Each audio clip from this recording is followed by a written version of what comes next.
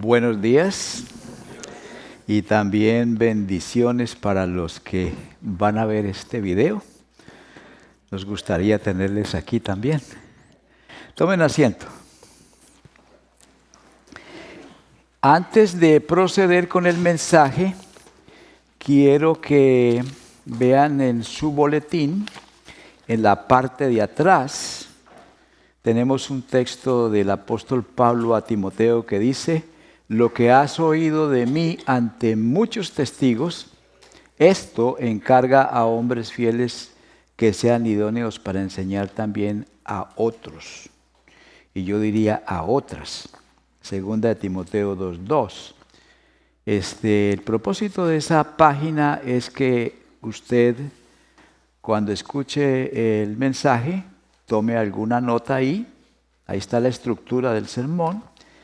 Y esto puede ser de ayuda para que usted le comparta a otros lo que le estoy compartiendo a usted. Si se quiere ayudar con el video del mensaje, pues complementa toda la información. No le sugiero que trate de imitarme a mí, ni de decir todas las palabras exactas que yo dije. Nada de eso. Se trata de que pase por su mente la información y luego le dé su propia forma, su propio estilo, y lo comparta de esa forma con otras personas. Puede ser en familia, puede ser un grupo de amigos. Muy bien, quería decirles que en la Biblia hay unos capítulos que son francamente aburridores, ¿verdad? Los que leen la Biblia saben que uno va leyendo lo más de bueno, bien entusiasmado, y de pronto se encuentra con algo que uno no sabe qué hacer. Y uno de esos capítulos aburridos es Génesis 36. Y es un capítulo aburrido porque trata de los hijos de Esaú.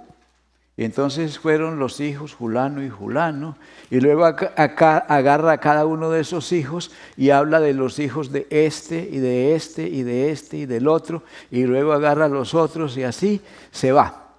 Entonces eso es muy aburrido, ¿no? Y nadie lo quiere leer, mucho menos estudiar y mucho menos predicar. Cuando yo llegué aquí a Génesis 36 tenía la tentación de brincar al 37. Pero es un capítulo muy largo para brincárselo, entonces estuve dándole ahí y encontré que lo podemos compartir y que sí es interesante, ¿eh? Ese capítulo es interesante por dos cosas.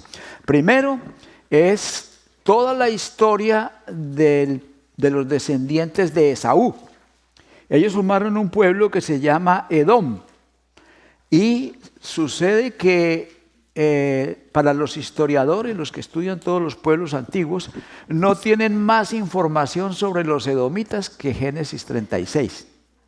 Hasta que los arqueólogos de pronto encuentren por ahí algún documento, algún monumento, algunas ruinas, y ahí van a obtener más información. Pero por ahora todo lo que tenemos es Génesis 36 y el libro de Abdías, el profeta Abdías. Habla de ellos todo el libro. Bien, entonces, para entender este capítulo, necesitamos ver cómo termina el capítulo 35. ¿Cómo termina el 35? A ver, vamos a ver. El 35 termina así. Vamos al versículo 22 del 35. A ver, 32, 22. Bueno, el 22 dice: aconteció que cuando moraba Israel en aquella tierra fue Rubén, ese es el hijo de Jacob, ¿no? Y durmió con Bila, la concubina de su padre, lo cual llegó a saberlo Israel. Punto. Y esa frase de aquí en adelante es la que nos va a ayudar.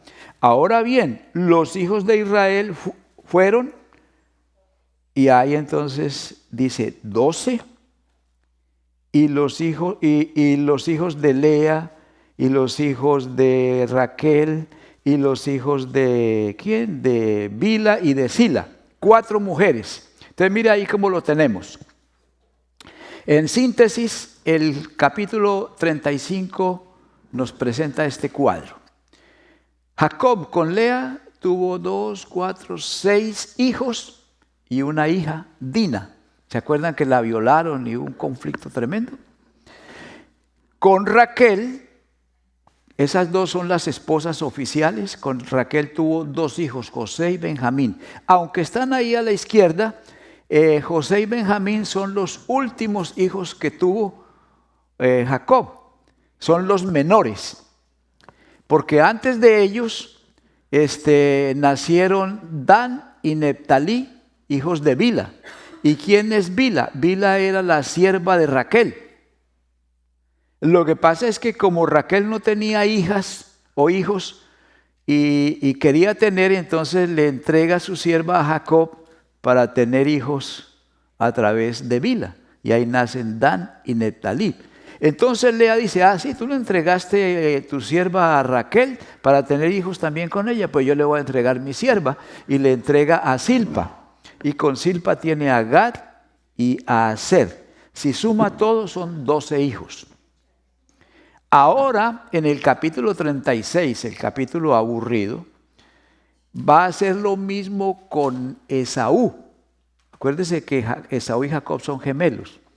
El escritor va a hacer lo mismo con Esaú, pero no se queda en la primera generación, sino que pasa a la segunda, a la tercera, y le da hasta que los descendientes de Esaú llegan a ser un reino. Y por eso es que se alarga, y por eso es que ese capítulo se pone un poco aburrido.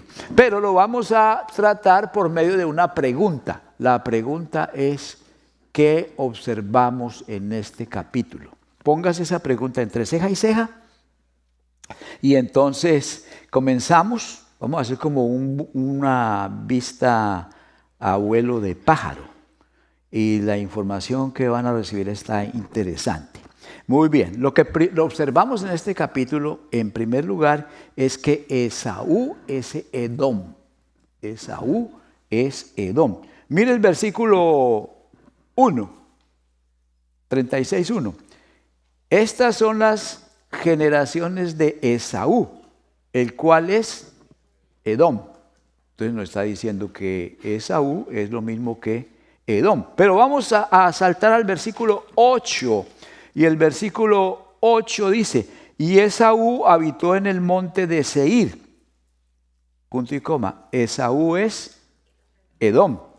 Segunda vez que lo menciona. Ahora vamos al versículo 19. A ver, ¿dónde está el 19? Estos pues son los hijos de Esaú y sus jefes. Él es Edom. ¿Cuántas veces lo ha mencionado ya? 3. El escritor quiere que sus lectores y que usted sepa que Saúl es Edom. Pero mire cómo termina el capítulo 36, el último versículo, el 24, está terminando una lista de jefes. Y los últimos en la lista son Magdiel e Hiram. Punto. Y dice, estos fueron los jefes de Edom según sus moradas en la tierra de su posesión. Punto. Dice, Edom es el mismo Esaú. Él está insistiendo en que recordemos eso, ¿no? Por alguna razón. Ahora, Edom significa rojo. Eso es lo que quiere decir la palabra Edom en hebreo. Y lo que pasa es que cuando estos gemelos nacieron, Esaú, dice la Reina Valera, nació rubio y velludo. Pero hay otras versiones como la Biblia de las Américas y la Biblia de América, la Biblia de las Américas y la Biblia latinoamericana. Esas versiones dicen nació rojizo y velludo. Y en inglés, a la American Standard Version dice que he came forth red. O sea que red es rojo, ¿no? Entonces, por esa razón llaman a Esaú Edom, porque nació como rojo. Pero hay un detalle más muy interesante. Y es que cuando una vez llegó Esaú de cacería, con mucha hambre, Jacob estaba cocinando un guiso. Y entonces Esaú le dice a Jacob, dame de ese guiso rojo. Era rojo, ¿no?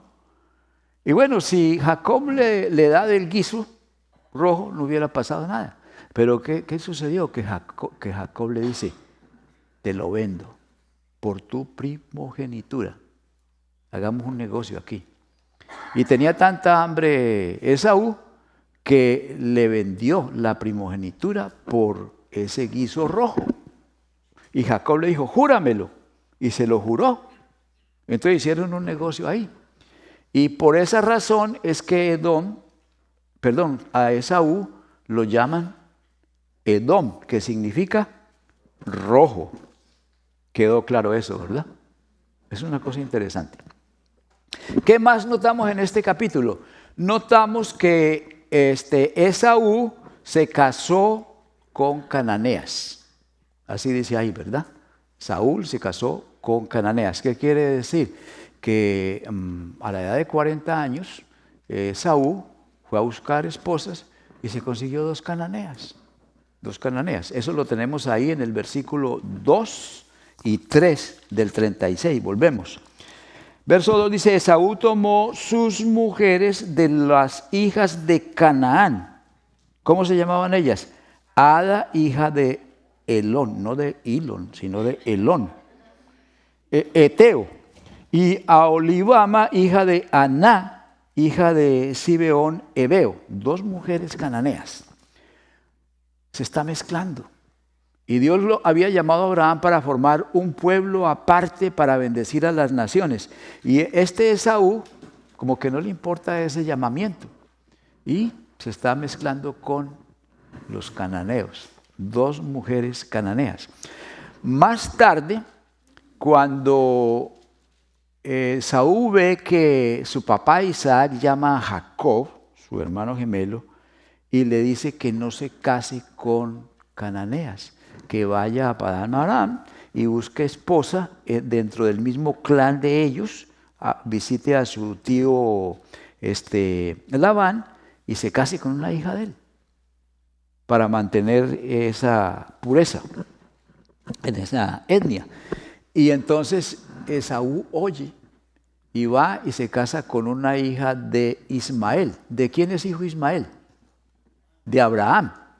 Entonces, eso quiere decir que a Esaú no le interesaba mucho la primogenitura, la parte espiritual, pero como había una parte que era la herencia, la mayor parte de la herencia, entonces tenía interés en esa parte, y va y se casa con una hija de Ismael, que viene a ser como nieta de Abraham, a ver si de pronto podía recibir algo de la herencia todavía. Pero al hacer eso, Esaú estaba haciendo una revoltura en su casa, porque se casó con una hebea, una etea y una ismaelita. Una revoltura. Eso es como casarse con una mexicana, una egipcia y una japonesa. Entonces tiene hijos. Y aquí tenemos a un grupito honrando a Buda, a otro grupito venerando a Mahoma, y ahí hay otro grupito hablándole a la Virgen de Guadalupe, porque es mexicana, ¿no? Entonces, ¿qué revoltura hizo este señor en la casa, no? Entonces, si usted compara la familia de Esaú con la de Jacob, la familia de Jacob es una sopa de muchas cosas. Y la de Jacob es una familia más homogénea, porque las dos esposas son hermanas y las dos concubinas son del mismo clan, o sea, era más uniforme, más parecidos entre ellos la familia de Jacob. Entonces, lo que está pasando con Esaú es que Esaú se está mezclando con las razas y las etnias de Canaán. Él representa al creyente de hoy en día que se va mezclando con el mundo, que se va integrando con el mundo y se va asimilando con el mundo hasta que al fin no se sabe quién es, ¿no? Ya se volvió uno de ellos. Y eso es lo que pasó con la descendencia de Esaú. Se volvieron paganos, ¿ya? Pero pues la descendencia de Jacob va siguiendo otro camino que lo vamos a ver más adelante. Entonces hemos notado dos cosas en este capítulo. Uno, que Esaú es Edom, que significa rojo. Y notamos también que Esaú se mezcló. No le importó nada el llamado que Dios le había hecho a Abraham y a Isaac, su padre. Ahora vamos a notar una tercera cosa, que Esaú se separó de Jacob. Versículo 6, 36, 6. Importante versículo, dice, y Esaú tomó sus mujeres, sus hijos y sus hijas, y todas las personas de su casa, y sus ganados, y todas sus bestias, y todo cuanto había adquirido en la tierra de Canaán, y se fue a otra tierra, separándose de Jacob, su hermano. ¿Se acuerdan que cuando Abraham vino a la tierra de Canaán, vino con su sobrino Lot? Y entonces hubo un momento en que los pastores de Abraham y los de Lot comenzaron a pelear por el agua y los pastos y se tuvieron que separar. Y en esa separación, Lot tomó camino de Sodoma y Gomorra y terminó en la ruina. Bueno, ahora Esaú se está separando de Jacob, pero no porque estén habiendo conflictos, sino porque él anticipa que antes de que hayan esos conflictos, mejor se separa. Y entonces el versículo 7 nos dice por qué se separa. Dice, porque los bienes de ellos eran muchos, o sea, los dos estaban prosperando, y no podían habitar juntos, ni la tierra en donde moraban los podía sostener a causa de sus ganados. No era conflicto. Ellos ya se habían reconciliado, incluso habían sepultado al papá juntos. Y entonces ahora toma la iniciativa de Esaú, me voy a la tierra de Seir. Esa palabra Seir significa velludo y significa también cubierto de maleza. Y probablemente se fue a esa tierra de Seir porque hay bastante maleza para los ganados, ovejas, vacas y cabras que tenía. Para tener una idea de dónde queda la tierra de Seir, imagínense que aquí mi cabeza o mi rostro y mi tórax es el mapa de Israel, ¿no? No me acuerdo a quién se lo aprendí. Entonces aquí mi cara sería el mar de Galilea, en la parte norte. Y ahí nace el río Jordán, que viene a hacer los botones de mi camisa, del río Jordán. Y llega aquí a la villa, y esta villa es el Mar Muerto. Entonces el mapa es muy sencillo, el mapa de Israel es mar de Galilea, río Jordán, Mar Muerto. Y la tierra de Seir quedaba al oriente del Mar Muerto hacia el sur. Aquí está la tierra de Seir, donde se fue a vivir, ¿quién? Saúl. Y Jacob se quedó a vivir por acá. Y algo muy interesante, aquí mi rodilla derecha es Egipto, y entonces los israelitas salen de Egipto, cruzan el Mar Rojo, y cuando vienen para acá, para la tierra prometida, tienen que pasar por donde están los descendientes de Esaú, que son ¿quiénes? Los edomitas. Y los edomitas no le dieron permiso de pasar por ahí. ¿De acuerdan? Pero al fin pasaron por otro lado y llegaron acá y cruzaron el río Jordán y entraron a la tierra prometida. Bueno, cuando recuerde el mapa de Israel, se acuerda de mí. Okay. Bueno, una cuarta cosa para recordar o para observar en este capítulo 36. Esaú se desarrolla en un reino. Y hay varios versículos ahí donde habla de los hijos de Esaú, los hijos de Esaú. Pero llegando al versículo 29 hay un pequeño cambio. 36, 29. ¿A dónde está el 29? Dice, y estos fueron los jefes de los horeos. Ya no habla de hijos, sino que habla de jefes, en plural. Y luego 2 puntos. Los jefes Lotán, Sobal, Zibeón y Aná. Y en el 30 continúa mencionando a Disón, Ezer, Disán. Y dice, fueron los hijos de los jefes de los horeos por sus mandos en la tierra de Seir. Eso indica un desarrollo. Hijos, hijos, hijos, ahora jefes. Quiere decir que se formaron unos clanes o unas tribus.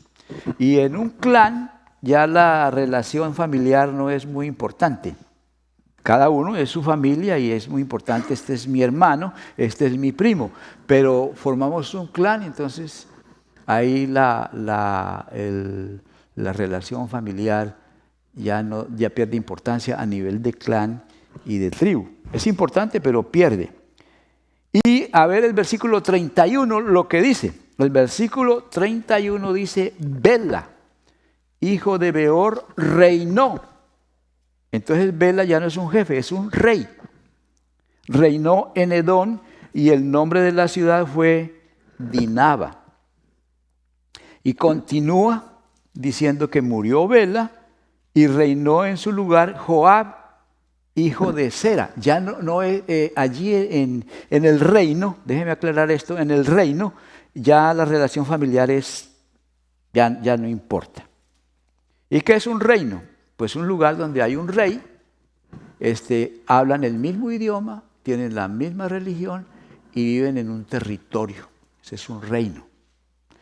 Y quiere decir que los descendientes de Esaú ahora son una nación, son un reino, tienen una estructura, tienen una tierra con sus límites bien definidos. Se desarrollaron en una nación. Florecieron como un reino. Importante esto. Ese reino se llamó el reino de Edom. Y el trono en Edom no era hereditario. En el reino de Israel, cuando se desarrolló en un reino, eso sí era hereditario. Y o sea que el hijo hereda el trono. En Edom no. Se moría el rey y se reunían, se juntaban, nombraban a uno nuevo.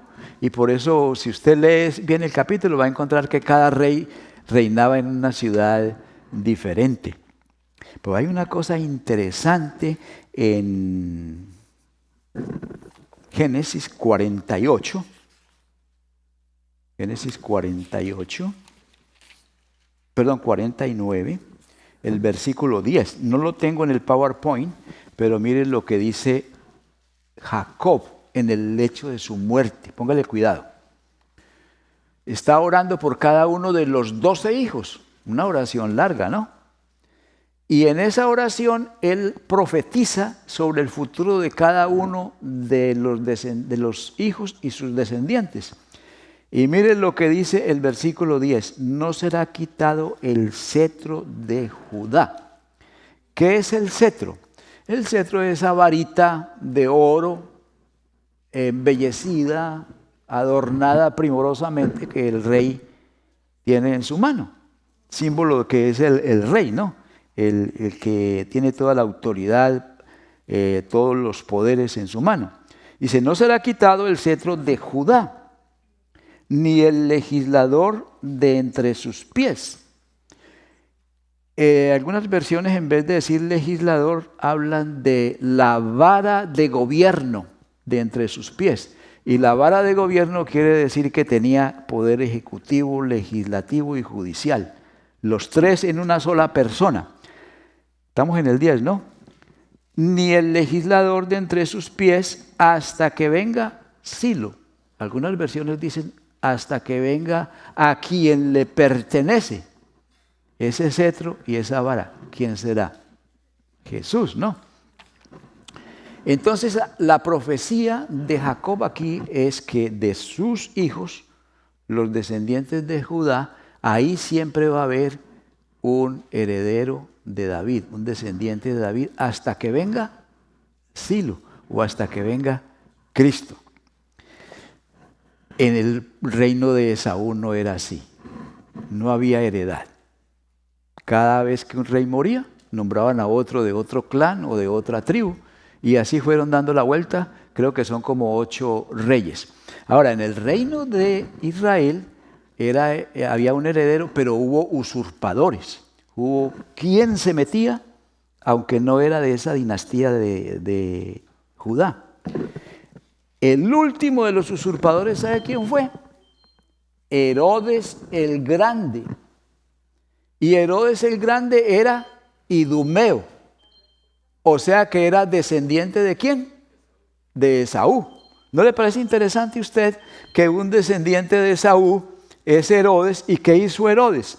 Cuando supo que el rey de los judíos había nacido en Belén, ¿se acuerdan? Mandó a matar todos los niños menores de 2 años de Belén.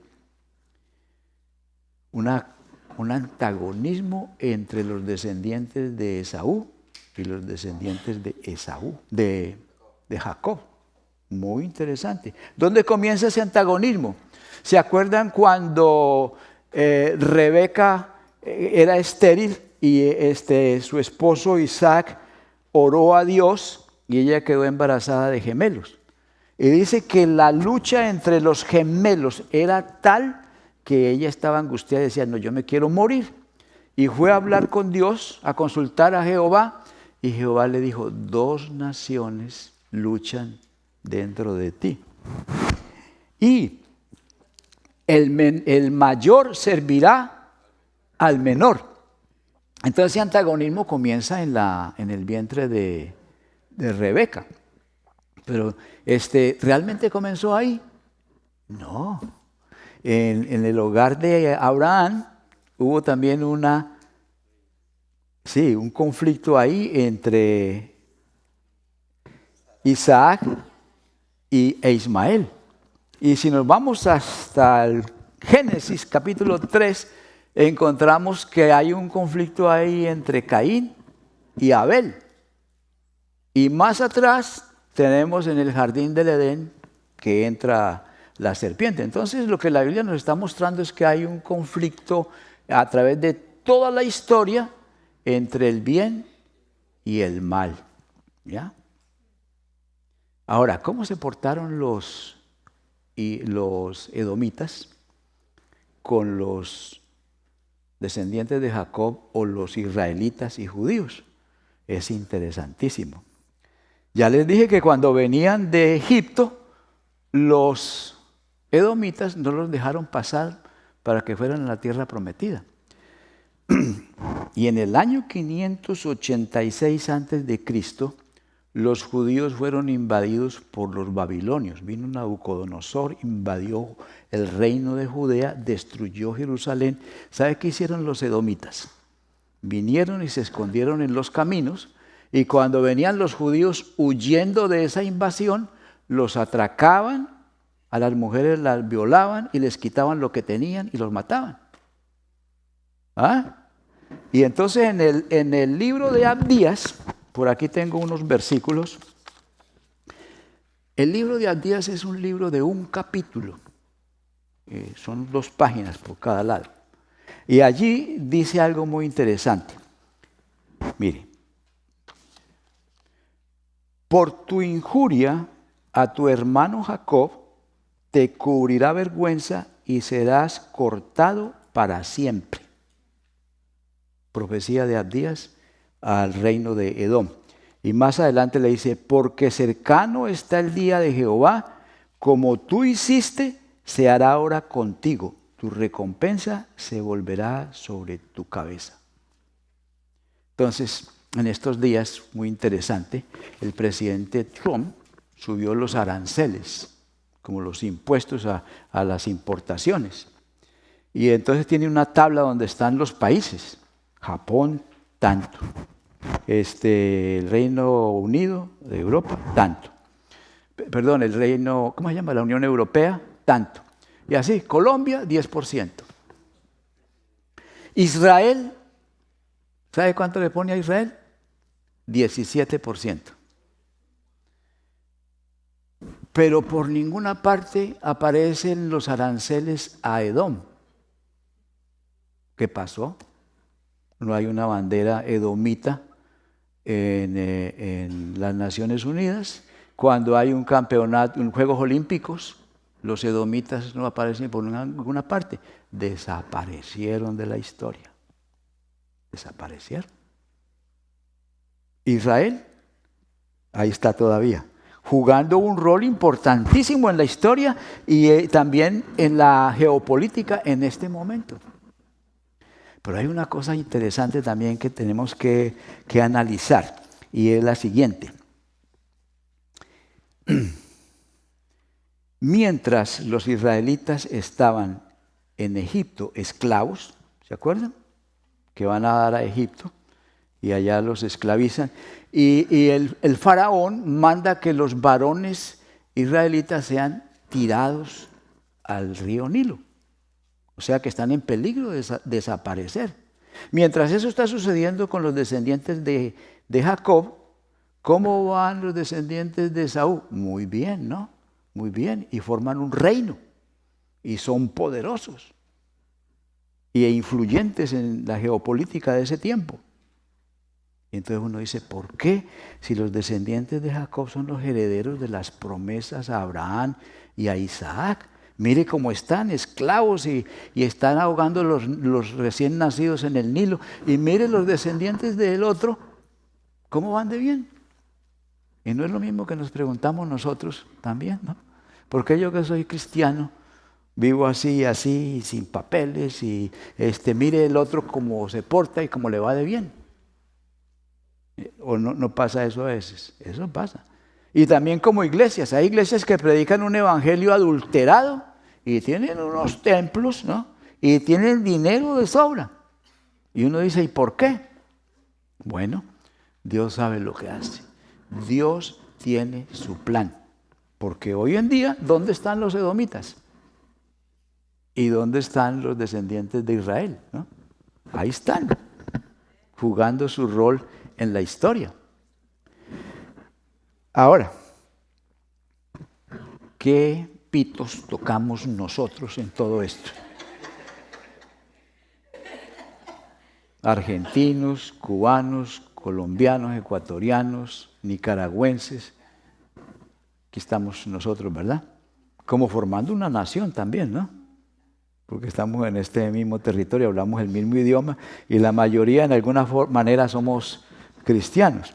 Pero bueno, esa pregunta nos la responde el apóstol Pablo en Efesios 2, 12 y 13. A ver. Dice el apóstol Pablo, pensando en la historia antigua, todo eso que hemos hablado ahí, dice, en aquel tiempo estabais sin Cristo. Está hablando no de los israelitas, sino de nosotros. Alejados de la ciudadanía de Israel y ajenos a los pactos de la promesa. O sea, Israel tenía pactos con Dios. Nosotros no figurábamos en ese pacto. Ajenos a los pactos de la promesa, sin esperanza y sin Dios en el mundo. Pero ahora, ¿en quién? En Cristo Jesús. Cristo Jesús, descendiente de Jacob, ¿ya? De Jacob. En Cristo Jesús, vosotros que en otro tiempo estabais lejos, habéis sido hechos cercanos por la sangre de Cristo. Entonces nosotros ahora sí estamos metidos ahí, nosotros somos israelitas. ¿Y qué quiere decir Israel?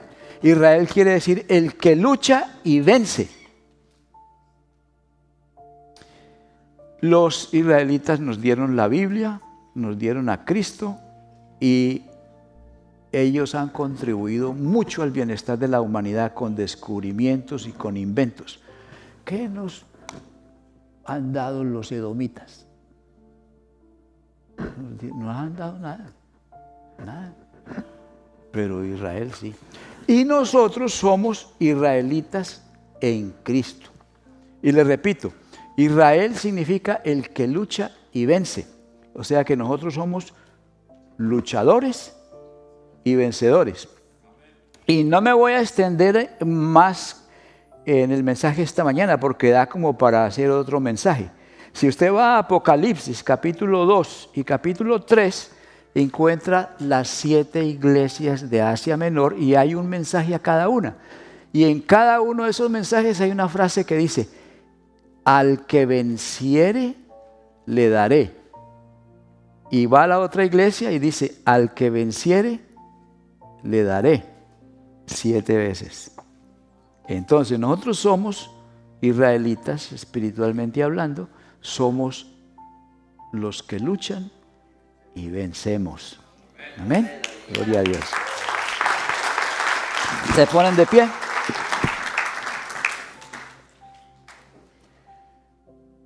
Oremos. Señor, en este capítulo hay muchos nombres que no queremos leer, pero representan personas a las cuales tú conoces y que tú amas y que te importan. Y Padre, en medio de tantas naciones que han desaparecido y otras que todavía están figurando, nuestros nombres o nuestras personas como que pasan desapercibidos, pasamos inadvertidos. Pero tu palabra nos dice que tú nos conoces por nombre.